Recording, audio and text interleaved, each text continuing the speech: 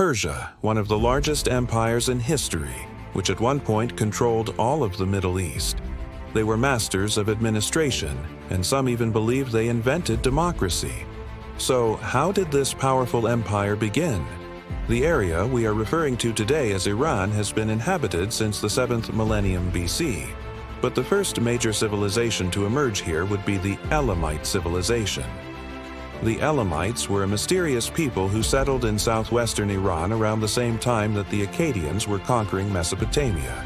We don't know much about them because they didn't leave behind many written records, but their influence cannot be denied.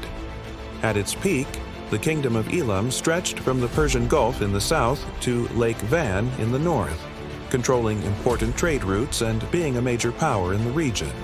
However, despite their power, we don't have much information on the inner workings of their society and government.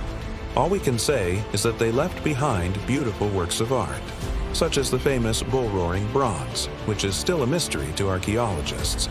The kingdom of Elam eventually fell to the Medes and the Assyrians around the 6th century BC, but their legacy lived on in the region. After the fall of the Elamites, various nomadic Iranian tribes began migrating into the region. These tribes were collectively called Persians, and they would soon unify under the rule of Cyrus the Great, who would become the first king of the Achaemenid Empire. Cyrus's story is one of the most fascinating in ancient history.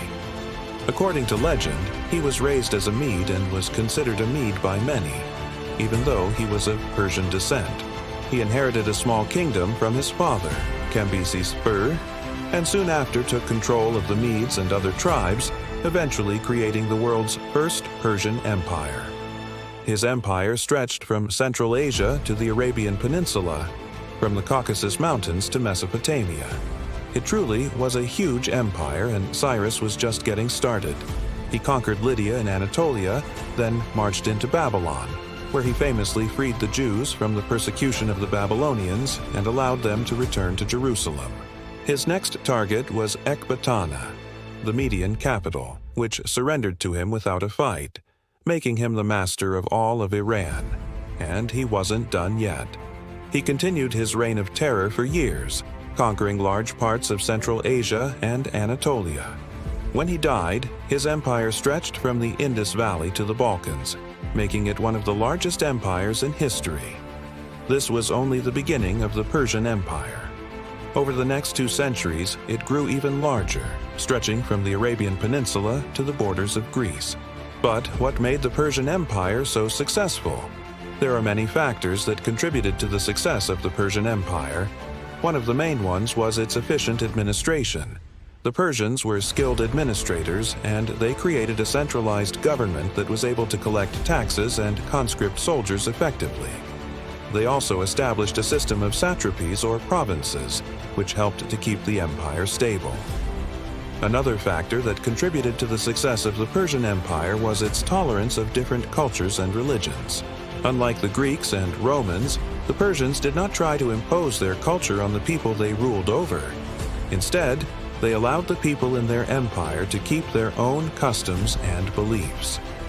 This helped to create a sense of loyalty among the subjects of the Persian Empire and made it easier for the Persians to rule over such a vast and diverse empire. Furthermore, the Persians were great builders, and they constructed many impressive structures throughout their empire, such as the Royal Road, which connected the eastern and western parts of the empire. They also built many palaces and temples, which served as symbols of their power and wealth. And finally, the Persians were militarily successful.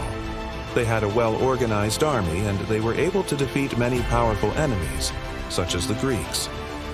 Overall, the combination of these factors led to the success of the Persian Empire. However, the empire's reign of terror would not last forever. In the late 4th century BC, a young Macedonian king named Alexander the Great began his campaign to conquer the Persian Empire.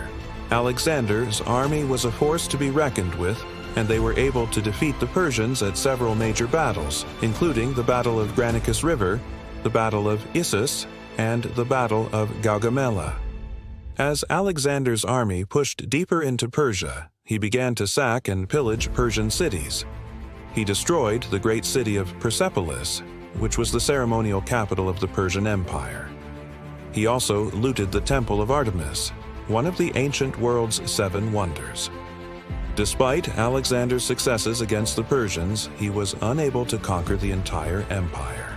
When he died in 323 BC, his general, Ptolemy I, became the ruler of Egypt, while another general, Seleucus I Nicator, became the ruler of the eastern part of Alexander's empire, which included much of Persia. Although the Persian Empire had been defeated, its cultural influence continued to be felt in the region for centuries to come. However, the respite would not last long. A new power was rising in the east, a formidable foe that would challenge the Seleucids for control of the Persian territories. This was the Parthian Empire. The Parthians were a nomadic people who lived on the Eurasian steppes. They were skilled horsemen, and they had a deep knowledge of the art of war. The Parthians were able to defeat the Seleucids at several major battles, including the Battle of the Tigris and the Battle of Kerhi. By the end of the 1st century BC, the Parthians had conquered all of the former Persian territories, and they had also expanded their empire into Central Asia. The Parthian Empire was a major power in the region for several centuries. It was during the Parthian Empire that the region we now call Iran became known as Persia. The name was derived from the Greek word for the Persians, which was Persis. The Greeks used to refer to the Persians as Medo-Persians, since the Persians ruled over the Medes. However, after the Battle of Marathon in 490 BC, when the Persians were defeated by the Greeks began to refer to the Persians as simply Persians. The term Persia eventually replaced the name Medo-Persia and became the common name for the region. In the 3rd century AD, another nomadic people, the Sasanian, would conquer the Parthian Empire and establish the Sasanian Empire. The Sasanians were a powerful and wealthy empire that controlled much of the Middle East. However, they would eventually be conquered by the Arabs in the 7th century AD. The Arab armies were able to defeat the Sasanians at the Battle of Al-Mujtaba and the Battle of Nehavand, and they soon conquered all of Persia. After the Muslim conquest of Persia, the country became known as Persia in the West. The Arabic word for Persia is Persia, which is derived from the Old Persian word for it. The Arabic geographers of the Islamic Golden Age referred to it as the land of Persia. During the Middle Ages, Persia was ruled by various Muslim dynasties, such as the Buyid and Seljuk empires. However, in the 16th century, Persia would be conquered by the Mongols. Genghis Khan's grandson, Hulagu Khan, conquered northern and western Persia, and his successors ruled over the country until the 13th century. However, the Mongols did not rule over all of Persia. In the southern part of the country, there was an independent state called the Safavid Empire. The Safavids were a Turkish dynasty that ruled over Persia from the 16th to the 18th century. During their rule, Persia became a major center of trade and culture. The Safavids were Shiite Muslims, and they played a key role in the spread of Shiism in the region. However, in the 18th century, the Afghan Empire invaded Persia and established control over much of the country. The Afghans were a Sunni Muslim dynasty that ruled over Persia from the 18th to the 19th century. The Afghans were eventually overthrown by the Russians and the British, and Persia became a constitutional monarchy in 1905. In the 20th century, Persia became a major player in the Middle East. It was a founding member of OPEC, and it played a key role in the Iranian Revolution of 1979. After the revolution, the country was renamed to Iran, and it became an Islamic republic. Today, Iran is a major player in the Middle East, and it has close ties to countries such as Syria and Hezbollah. Iran is also a major producer of oil, and it is one of the most important countries in the Middle East.